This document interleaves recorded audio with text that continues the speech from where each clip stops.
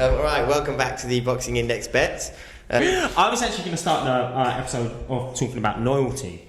Really? Just obviously in a boxing context, it's a lot of people talk about Wilder switching trainers, Joshua obviously stuck with trainers after a defeat to Ruiz. I was just going to ask your opinions on trying to replace your co-host, your podcast co-host. Do you think that's acceptable behaviour? I mean, there's no proof of that. There's no proof that ever happened. I'm going to deny all allegations that I tried to replace you. Right, okay. And we're back here this week. Okay. All's well that ends well. You're a little bitch. I just want to get that out. Yes, I mean, we've got to go back to fight camp. Obviously, fight camp's over now. So I guess Eddie Hearn's probably scrambling around trying to figure out another way to charge someone 750 quid. Has he got in contact about our potential sponsorship? Is that still No, he hasn't. I'm still saying it on here. He was bound to see it. He definitely saw it. We know that. Mate, we know that we're big hitters on a big platform. Yeah, we know that. Ultimately, it's his loss at this point. Mate, Frank Warren. Yeah, why Frank. do I say that without pronouncing any Frank. Frank. Uncle Jonathan Ross. Yeah. Talk to Uncle Frank, mate. Yeah, so we'll go back to these bets. I've just got like a stream of losses. Yeah. Going back, I don't even know how far. Oh, are we talking about bets? The nights out, mate. Olympic bets lost. I got two people right. I got Lauren Price and Andy Cruz right, but all the others lost. Oh, I got. Did you win any of your Olympic bets? I didn't win any. The one that was surefire, I think you said in the last podcast. No, I didn't win that, but I did. Let's have a look. I got 3 right, so I had both of them as well, and then I also had Galahad. But I had Galahad in with Dubois. If you don't just Galahad was 9-1. It was decent odds. Yeah. And he was like one of the few that I'd actually watched a little. I can't claim to watch much, but I'd seen him on YouTube. Yeah. Seen obviously. He looked very good in the Olympics, I thought. He looked sick. Yeah. But he's been signed, hasn't he? Or is it still? But the talk is. I feel like it's kind of inevitable that he's going to go to Matchroom just because both his brothers he there. Was with and he was with Joshua yesterday. I saw Ben Whittaker turned up to the last fight camp as well. Okay. With Eddie, so I'm guessing Eddie's like trying to sign him up as well. And then Peter McGrail is on the Fowler Smith card that they've announced for October 9th. So I think he's just snapping up all the Olympians already. Okay. Frank probably hasn't even got on the phone yet. He's ready. I'll let the dust settle a little bit. Turns up and Eddie's just signed them all. Frank is that business, Queensbury. It's gonna. I can't see what the direction for it is. He's still got some good fighters in there. Dubois, Sonny Edwards in a couple of weeks. But Dubois always got, so Edwards I agree, Dubois always got now going to have that thing about quitting and it's going to be a slow build. That's got Joe Joyce though. But to what extent really? Because he backed Dubois so heavily in that fight. And I don't think he's fully signed, is it? It's like a 3-fight deal. Maybe, I'm not sure. I know obviously like he's obviously with Sam Jones, manager. And I guess if Sam Jones doesn't think Frank is sort of taking it seriously, he might ship him off. Especially if Sam Jones wants the Usyk or Joshua fight or something like that, he might have to go to Matchroom. Yeah. And also, I mean, Dubois is not exactly... He's obviously a good fighter, but in the Dubois-Joyce fight, I mean, it says it all for the fucking presser. They had to have Jones and Warren. Yeah. I'm the beaten. No, you're not. Yeah, no, I am. It was like fucking watching Page fight. So he's not going to be a big money spinner, is my point. Yeah, I guess. I'm trying to think, have they got especially anybody else who's big at Queensbury? I like Denzel Bentley, but obviously he lost to Felix Cash. Obviously no one watches, but if any of their fighters were watching, they're going to be fucking fuming. Got Nathan Heaney who sells tickets. That's true. He's obviously not like world level, but he's fun. He's good to watch. Yeah. Right, what bets have you lost recently, inevitably? I'm guessing you didn't win any. No, I actually did. Oh, yeah, you won a bet. I didn't win any of the Olympics, so I had a double... Let's just check my... Yeah, so I had the double, you find Dubois, fucking Dubois let us down. Again, never better than Dubois, they're all quitters, mate. Then I had the treble, which was like... And that is in the bar with Spark. When does that ever stop me chatting shit before? I always get told you need to get smacked. It's like, no, you need to understand I have been smacked or not. It doesn't change anything. It just makes it worse. Then this was the one that really fucked me off, right? Was I had the treble. This is the one that I said was surefire. Cruz, Price, and Kisniak. Yeah. And he was a fucking... lost in the final. He lost in the final. It was like controversial. Well, I said it was controversial. The commentators actually said it was like comprehensive. But it was like... I thought he won when I was just watching it. Amateur boxing stick. It was like Michael Connor. And so he was like surefire to win, and that was a fiver that would have. Well, I can't even see what he would return now because he didn't return anything. But anyway, that was for big money, and then I had a fourfold, all four of which lost. So there weren't any wins. So there weren't any wins on the Olympic boxing. Last week I doubled my money from Galahad to get a knockout in 7-12. Oh yeah, It's 2-1. yeah, that was a good one. Roughly. Excited decision. Actually, no, I quadrupled my money. Sorry, I put a fiver. I doubled. So I'm 10 quid up. Yeah. I put 10 quid in last week. And then you were 267 one of the other times, weren't you? I was 267 plus a fiver, so we can go into that because that means I've had some serious money to play with this week. Do you want to talk about your bets from last week? Yeah, I'll talk about my lost ones first. So yeah, I had Michael Conlon, Kid Galahad by decision. Michael Conlon won. Yeah. So I got that, but Kid Galahad by decision, obviously 11th round knockout. And then Johnny Fisher was not against Josh Sandlin, so that was void. And then Florian Marku was void, so that lost. And then last week I actually did a fight camp bet as well. I did Joshua Buatsi, Bolotniks over 6.5 rounds, which I now know does not mean halfway through the season. and that won, but then I lost John Cordino. I literally had by decision. He knocked me out in the first round. So that could not have gone more wrong. Yeah. Yes, do you want to go into yours? Yeah, so I basically, obviously we put in 10 quid every week, and so I had 20 quid remaining from the week before. I had a 5 quid void. That was another. I counted that as a win when Conor Benn's fight got voided. Then returned a fiver to me. That's basically a win. And then I had £2.87. So I actually forgot that I had the. So overall, my money stake, I think once you deducted some of the losses, was like 35. And I've decided that I think I need to get a bit more like scientific about the bets that I'm putting on. I think I've been going off the gut, which is a bit much. Okay, so I was reading in what is the science behind this? Well, so it's doing stuff that isn't technically illegal but's frowned upon, as they say in Hangover. Basically, I was reading up about this technique. And this is like scientifically proven that if you have enough money, you'll win in the end. So it's like if you go where you double the bet. Exactly. So but kind of like that, but applied to sports betting. Basically, what it is getting a 10-fold or an 11-fold, roughly 12-fold maybe, but of like fucking surefire wins where you double your money. Okay. And then you put in like the equal amount of money on something that's long odds or long odds. So you think about it, you've got a tenner, you split it. It's like you select if you're doing a football. On the same fights, just the others. No. You can't do that because then you never win. So if you use like a football example, I never win. Like in football, you do like City at home, Liverpool at home. If they were all playing in the Carabao Cup versus fucking non-league teams, right? You'd select 10 of them, and obviously the odds are really small, but that as soon as it gets you up to 2, bingo, you're good to go. And you put a fiver down, and then you put another fiver somewhere else. So that basically that fiver on the one side is pretty much guaranteed to double. Pretty much. In football, not so much as but we're doing boxing. It's guaranteed. Yeah. And then the other 5 is long. So I've got a 10-fold. When you said illegal first, I thought you'd been like fixing fights or something. That is the next stage if this don't go well, right? So I've got 15, and so I've got roughly 35 quid to play with these 2 bets. So I've got a 10-fold, 15 quid of all the favourites. Some of which are on a card on Thursday. So some, I'm not going to lie, there's only 1 or 2 I've heard of. Obviously, let's hear some of the. Avni Yildirim, he's fighting again. Yeah, looks like it on Saturday. I guess so. Mate, so he's in a great 50-1 odds. Obviously him, Max Io, and then Castro, Frank Martin, Robert Guerrero. They're obviously on the Pacquiao card.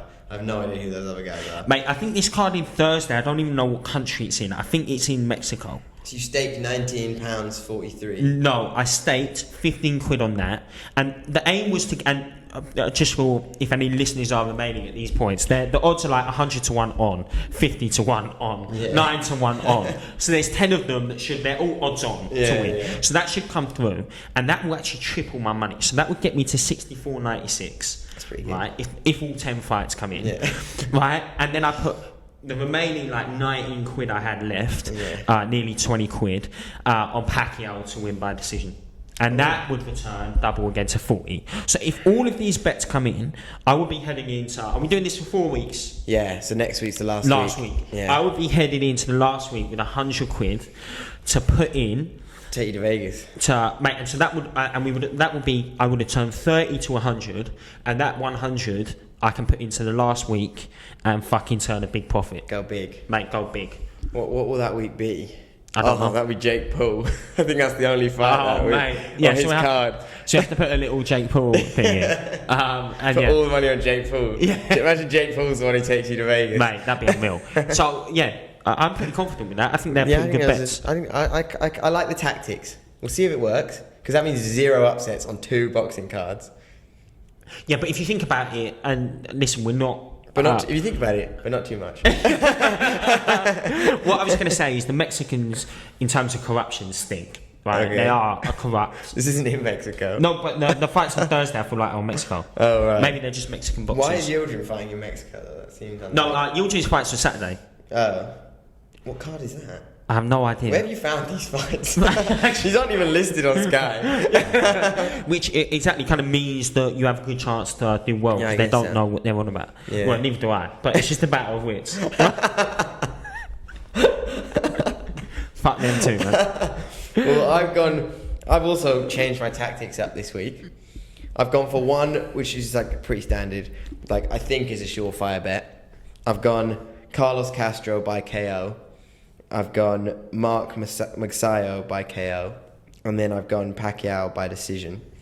£8 returns 52. That's decent. That's very decent. Yeah, and I think that those are all pretty likely to happen, because what I've noticed with American cards is they tend to the guys just before the main event, they always put in people against opponents who are like really likely to get knocked out. Yeah. Because when was the last time you watched a card in America? Because obviously the main event they can't like necessarily predict that. Yeah. They don't know like, whether that's going to go distance or something like that. But Americans obviously like the crowds are quite picky. They love to see their knockouts, and so they always put a couple fights where they're like almost guaranteed knockouts before. Yeah. And then the odds are actually like on both of those 5-2 on, and then 5-4. Decent. It's not bad. Then obviously Pacquiao 11-10. Oh yeah, Manny Pacquiao. I think that's just a thing of like, because I think I was watching back today his most recent fight with Keith Thurman, and then like a couple of like Yordenis Ugas fights, and Pacquiao just has all of the tools to beat Ugas, but it's just whether he can still do it at 42. Yeah. Do you think he's still got it? Well, I mean, a lot of it is going to depend what kind of substances he's been taking. Right? I mean, like, there is... What would you recommend? I would like to set the record that I have never taken steroids in my life, and I would never engage in that sort of activity. And if you are engaged in that sort of activity, reach out to a local... steroid dealer, I suppose. Get some more. On a completely side note, my number is. But I genuinely think that is a big part. Is like how natty he is, and obviously age. You can't predict. This whole age thing is mad, because like. I think, and this applies across any sports. Like these freaks, and he is a freak to be competing at this age. Even if they look good, say when they're at 38, 39, when the drop-off happens, and it's going to happen at some point, it happens so quick. Yeah. So you actually can't like base it off his previous performances, even if he's looked good, which I think he has. Yeah. You he looked great in the Thurman fight. Exactly. It's 2 years then out of the ring. Yeah. That's a big factor. In like training and stuff, he's looked quick, but obviously... You can only tell so much. I think the big thing will be the punch resistance. Yeah. You can take the shots. Yeah. Well, like they always say, it's the old adage, innit? Like the power is always there, but it's everything else goes. Exactly, yeah. And how many times have we seen fighters who have looked good in old age, like I say, drop off straight away? And then, as you say, here we've got the added complexities of time out of the ring and stuff. So, yeah. To be fair, if anyone can, Manny Pacquiao can. Definitely can. And I love it. I do rate him. He's such a good. Like, I really want him to win. Yeah. Because then hopefully, I don't know how long Spence will be out with a detached retina. Like that sounds pretty fucking bad. Yeah. But yeah. So, and then my other bet. Now this is where I went slightly unorthodox. Sky on all of the fights were offering a fight special at the bottom, and it was whether it's going to be an even or an odd numbered round that the fight ends. Right, okay. So I picked the same ones where I think knockouts are going to happen. I went for 3 fights, and then I just flipped a coin. And so I've gone, in the Carlos Castro Oscar Escandon fight, it needs to end in an odd numbered round. In the Maxiayo, I'm never going to be able to pronounce that, against Julio Ceja fight, it's another odd numbered round. And then Victor Ortiz against Robert Guerrero, that needs to be even. So if that comes through, that's £2 returns 38. Mate, that's very 18 decent. to 1 odds. That is very decent. And it's just 50-50 essentially. Yeah. Although I guess 50-50 like times 3. I can't do that kind of maths. No, neither of us can, mate. But yes, that's what I've got this week, but I need a win because I've not got a single win yet since we started. Mate, I've just clocked out. I don't think I'll be joining you in Vegas. I've just clocked out me saying neither of us can do the maths. So saying a half divided by a half divided by a half is going to make us look fucking how stupid we. He said 1/8. And we should do that like really quickly. It's like half of a half of a half. This isn't a maths podcast. Yeah, but I know. It's a betting podcast. Just when you know we're gonna get betting apps do the maths for us. You know we're gonna get some little cunt because it would be me sat behind that keyboard giving it large. I feel like you're gonna comment now. You fucking idiot. On a fucking burner account, mate. Well, we're lucky no one ever gets this far into the podcast. Genuinely speaking, if you are, because I always say this on our podcast, and no one ever messages me. Yeah, you need to drop a comment or something. Let us know. Just drop a little message on just message us with the word. What kind of word? Domino's pizza. Yeah, Domino's pizza. Why are you texting me? That phrase. Yeah, put that in, and we will give away. We'll give you 10 quid. Okay. If we don't know you. Yeah, we'll give you Jago's winnings. Yeah, we'll give you my. Right, yeah, the debt that I'm gonna incur. You can be liable. Yeah, you can take on my debt. But if you're not someone like, I don't know, someone like your dad isn't qualified for that. I don't think he watches, to be honest. Mate, even he don't watch. That's what I mean. So if someone, I think he watched the first one, maybe. I would love it if there was someone fucking random that actually watches. Yeah, if we had like a super fan. Mate, then we get them on and just say, what's going wrong with your life? Like, why are you in this position? Like, what happened? Have you completed the internet? Like, is there nothing else left for you to like sit and listen along to? I'll replace him with you next season. All right, yeah. Well, thanks for joining us. Come back next week to find out. Mate, should we quickly touch on David Hay returning? Oh, did you see the thing he put on his Instagram? No. Where he said like he was like this all started over like a drunken dinner. Oh no, I understood. Yeah. I heard that. I thought it was something else. We were doing loads of tequila shots, and then we were talking about who would win the fight. And I said, let's just do it in a thing, and now it's turned into this huge like fight. But then he goes at the end, he's like, luckily for me, like I'm very careful about what I put in my body, all this kind of stuff. When 2 paragraphs earlier, he was talking about how the fact that he was fucked in Mykonos drinking tequila shots. It's like, you don't be that careful about what you put in your body. Not exactly being like living the life of a fighter. And I feel like a lot of it is just to bring credibility, right, to the Jake Paul card. Because it's on the undercard of that, No, isn't it? it's on Triller. Yeah, on the undercard of the... No, Jake Paul's on Showtime. Oh, is he? Yeah, like Al Heyman's taking it over. I don't actually know. There's a bunch of weird fights, like Mike... Or was that before? Oh no, you're right. It's on the undercard of. No, it's not Lopez. No, that's in October. Fucking some of the veterans coming back to fight. Oh, is it Oscar De La Hoya? Yeah, De La Hoya, Vitor Belfort. Yeah, that's it. Yeah. De La Hoya, that whole Belfort. card just looks nuts. Yeah, he's crazy. You've got a billionaire fighting David Hay. Yeah. You've got Vitor Belfort. Why is Joe Fournier a billionaire? I tried to Wikipedia it. I think he chats shit. Joe I thought he just did a bit of fighting. Like, did he do a bit of MMA or something? No, he made his money. I saw he was like 9-0 as a boxer. He made his money. Yeah, but he fought on like the undercard of like fucking KSI. I think. I mean, he made his money in gyms, like property essentially, and then went out to the bar. He's like, I just feel like he's chatting shit. I think he undoubtedly has a lot of money. He owns some of the wanky. Odds for that out already. They don't. He made some of his money in like some of the wanky nightclubs in London. So like Bon Bonnier and all that. Like basically, I've not even heard of that. Mate, it's the ones that if someone tells you they had a night there, you know they're a fucking wanker. Like you have to go in like a shirt and loafers and all that shit. Right. But previously he owned gyms. Yeah. Oh, here we go. David Hayes 20-1 on. Yeah, I mean he has to spark him. Yeah. Do you think he will knock out his friend though? I don't you know. knock me out? Yes. There we go. Problem solved. And for money, yeah, I think he'd do it. He's got a sparking. Yeah, I guess so. You want to entertain? But he says he's not coming back. It's just like one fight. Yeah, and it's like a little exhibition thing. Yeah, isn't it? exactly. Yeah. All right, yeah, well, Fantastic. thanks for joining us. Come back next week to see us win all those bets. Yeah. See The Jago conclusion of on this the series. last step to Vegas. The last step, mate. And yeah, thanks for watching. Fantastic. Bye.